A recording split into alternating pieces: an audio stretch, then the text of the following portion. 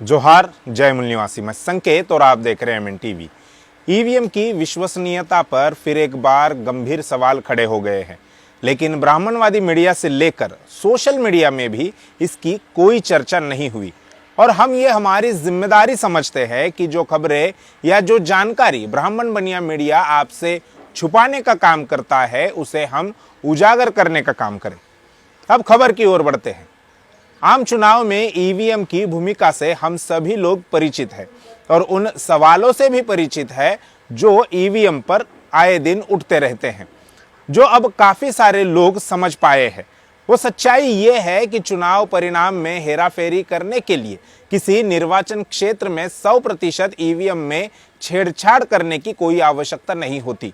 विशेषज्ञों का कहना है कि निर्वाचन क्षेत्रों में 5 से 10% ईवीएम को हैक करना पूरे चुनाव परिणाम को बदलने के लिए पर्याप्त होता है। ईवीएम और वीवीपैट पर ताजा खुलासा पूर्व आईएएस अधिकारी कन्नन गोपीनाथन ने किया है।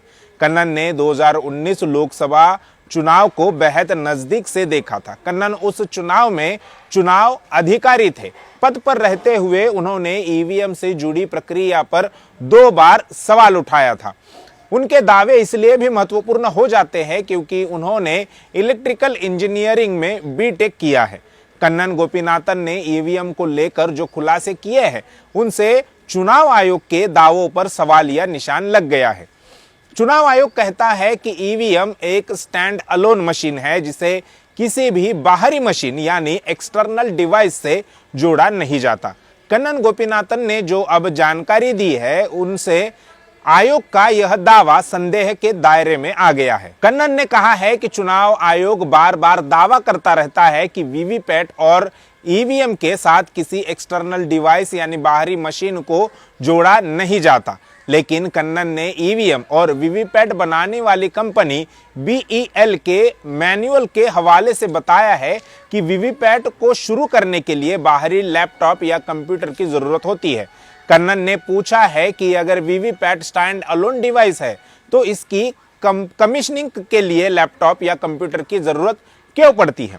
गोपीनाथन ने बताया है कि एप्लीकेशन सॉफ्टवेयर के जरिए ईवीएम और वीवीपैट पर उम्मीदवारों के नाम और उनके चिन्हों को लोड करने के लिए लैपटॉप का इस्तेमाल किया जाता है। गोपीनाथन ने बुधवार को ट्वीट किया कि यदि आप तकनीकी विशेषज्ञ समिति के इन 4 प्रोफेसरों में से किसी एक को जानते हैं तो उनसे पूछे कि ईवीएम पर किसी बाहरी डिवाइस से कनेक्ट नहीं होने पर उम्मीदवारों का नाम और चुनाव चिन्ह ईवीएम पर कैसे लोड किया जाता है।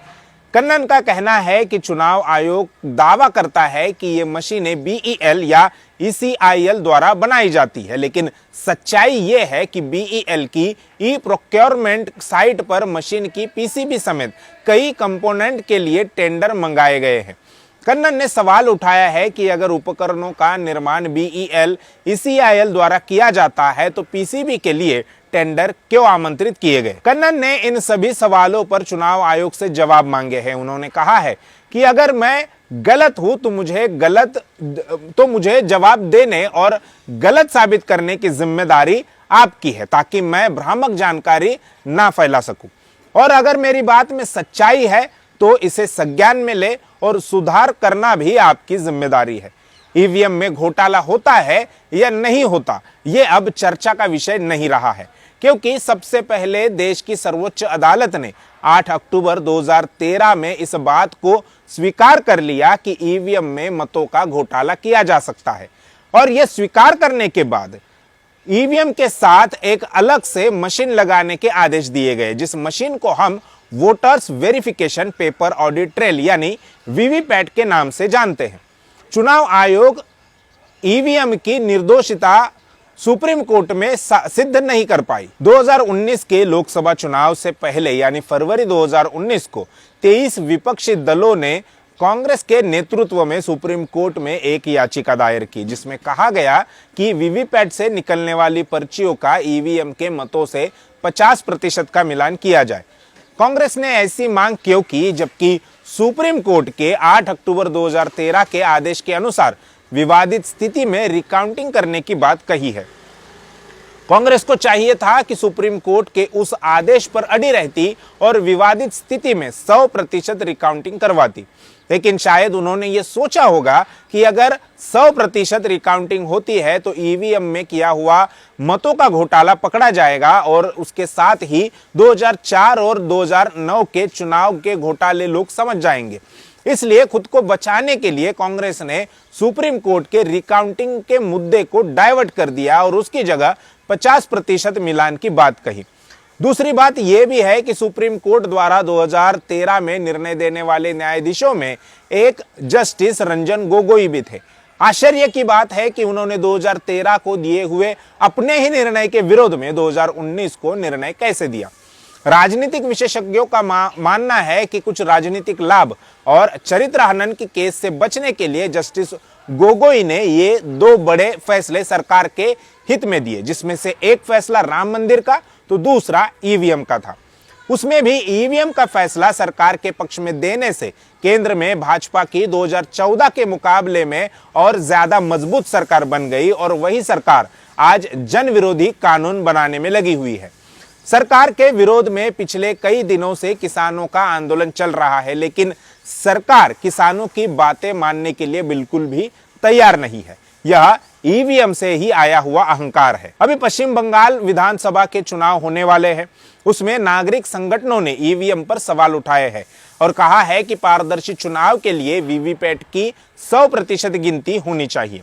एक पूर्व आईएएस अधिकारी जवाहर सरकार, जिन्होंने 1998 के चुनाव में चुनाव अधिकारी के तौर पर काम किया जब ईवीएम को लॉन्च किया जा रहा था, उस अधिकारी ने इस बार के विधानसभा चुनाव से पहले ही ईवीएम पर सवाल उठाए हैं।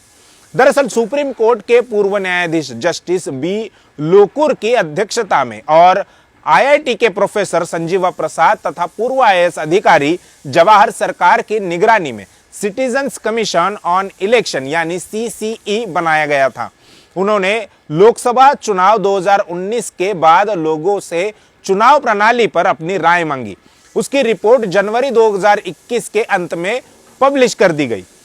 उसके बारे में जवाहर सरकार ने अपनी बात कही है और ईवीएम से होने वाले चुनावों पर उन्होंने गंभीर सवाल उठाए हैं। उस रिपोर्ट में कहा गया है कि केंद्रीय चुनाव आयोग ने हैकिंग को रोकने के लिए कोई पर्याप्त सेफगार्ड मुहैया नहीं कराया है। इसका साफ मतलब यह है कि ईवीएम को आसानी से हैक किया जा सकता है। इसलिए पश्चिम बंगाल के लोगों ने मांग की है कि वीवीपैट की 100% गिनती होनी चाहिए।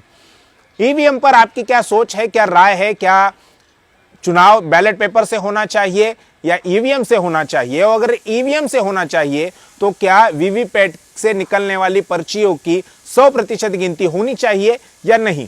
इसके बारे में आपकी क्या राय है, क्या सोच है, ये हमें कमेंट बॉक्स में जरूर लिखकर बताइए। और ये जानकारी ज्यादा से ज्यादा लोगों तक पहुंचाने के लिए इस वीडियो को शेयर कीजिए। शुक्रिया।